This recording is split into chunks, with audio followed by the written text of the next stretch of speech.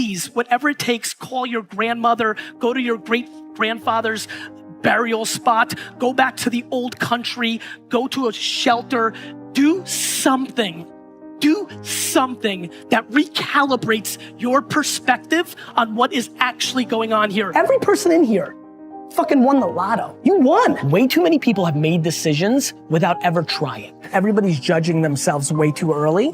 You can literally do 4 different things over the next 2 years, 6 months at a time to figure out everything that you think you might like, you should try to do. Doing something around passion is very similar to love. You're blinded because you like it.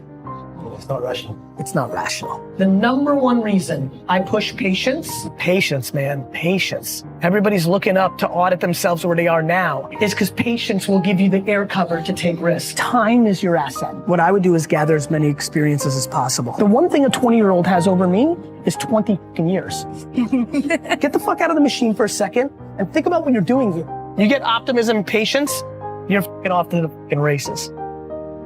The 99% that achieve are willing to sacrifice, be persistent, put in disproportionate work, and think in 50-year terms, not 50-day terms. If you really fail, like go out of business, I think people take one of 2 ways, right? They're like just finished and they're never able to get off the mat and they go in a different direction. So to me, I think quantifying the failure is important to me. They gotta change, you gotta evolve. Like Madonna did it right.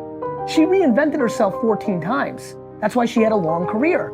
You know, like you've got to reinvent yourself. You know, so let's talk about sports. When you're the best athlete and you're like the guy and you're like one of the top 15 players, Draymond Green, he's my buddy. Draymond really worked on his game every offseason. You know, Ricky Rubio, the flashy point guard from Minnesota, if he developed his outside shot, he would have been a much bigger player. He had all the passing skills, the quickness, he's got everything.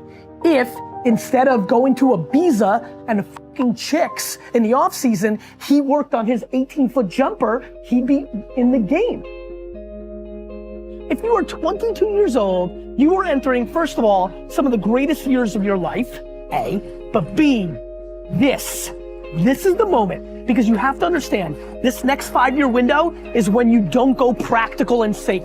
This is not the time to get the job mom wanted you to. This is not the time to try to maximize as much money so you can buy a fat whip. This is the time to realize that you have a 5-year window, and it's 3 for some, it's 8 for others, but this is a 5-year window for you to attack the life that you want to win, not because it's the secret or because the world's so zen, because it's fucking hard as shit out there. I know that this is when you're supposed to grow up and go see the world. But guess what? The world isn't what mommy and daddy told you. The world is exactly going to be what it's going to be, with or without the way you thought it was gonna be. A ton of shit is gonna change. The world changes every goddamn day. Right now, what you need to recognize is you can afford to. And again, because I'm scared, I can hear myself talking. I'm not saying it's the secret, it's practicality.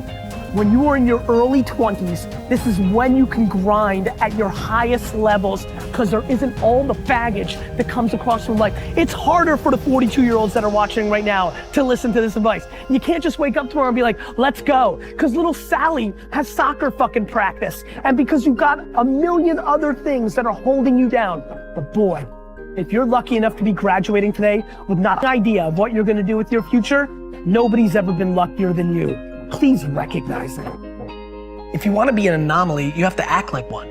Like, people want all these special things to happen, but then they're acting like everybody else. My lack of interest in complaining is so high, and when I watch what people complain about, it breaks my heart because they completely lack perspective. And I genuinely believe my happiness and optimism comes from my perspective. There's so many people that are talking about how big of an entrepreneur they're gonna be and how much they're gonna achieve, and they don't work on weekends. You know, I worked every Saturday of my 20s. And I talk to 20-year-old entrepreneurs every single day. Lately, I've been saying to them, this Saturday, you're gonna have more time off than I've had in my entire 20s.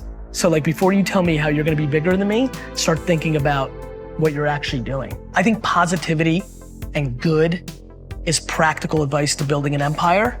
And I want to be the poster child of the person that built the biggest, baddest empire and did it by being a good dude along the way. I plan to instill kindness into my kids. I plan on instilling perspective into my kids. I plan in instilling just being a good human being, right? Like, I don't need them to be an entrepreneur. I don't need them to make me proud. They don't need to go to Harvard. They don't need to do shit. They need to be themselves, all in, and they need to be kind, and I'm good. I don't judge myself. I'm fully in love with myself. But I'm also fully in love with everybody else too. It goes both ways. Like, I tell people to buy into me, that work for me, it's because I buy into them first. I don't need anybody to gain trust with me. It's there. The reality is that it's just never been better to be a human being. That's just the truth. That's just data. That's reality. Karma is practical. I love how people think karma is like this weird thing. Doing good for other people is a good strategy. Like, I've been like trying to, I'm like, why does this thing even exist? It's actually the most common sense thing of all time. Why does karma seem weird? The fuck is karma? Like, wait a minute. So you're telling me, like, if you do lots of good things, that weirdly good things happen to you? Yeah, that seems like common sense. This is a game of the edges. Everybody's focused in the middle.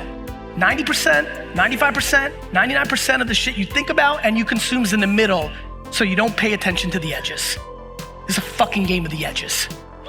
Once you get your relationship down with the 7 fucking people that matter the most in your life and actually get to the place of saying, I love you, but fuck you. And once you get to that same relationship over here, which is super simple, I'm not sure I even know you, and fuck you.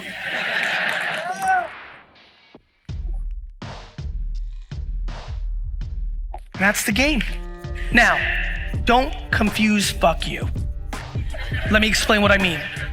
I roll with empathy and compassion and sympathy. This isn't fuck you for hate. This is I'm not willing to live my life under your judgment of what life is.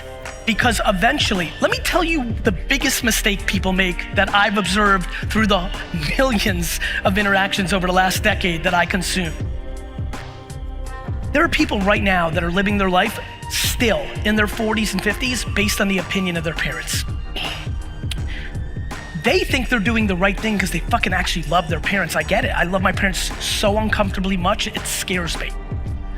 But they live it because they're appeasing lawyer, 2 kids, living in this area, doing this job, don't take risks because we told you not to, we came from a generation that didn't, so you're doing that. Or I was once an entrepreneur and fucked it up, and so we were scared, so now you don't do that. They live for their parents.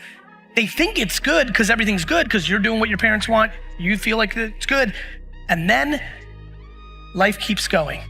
And then what starts happening is they start to resent their parents.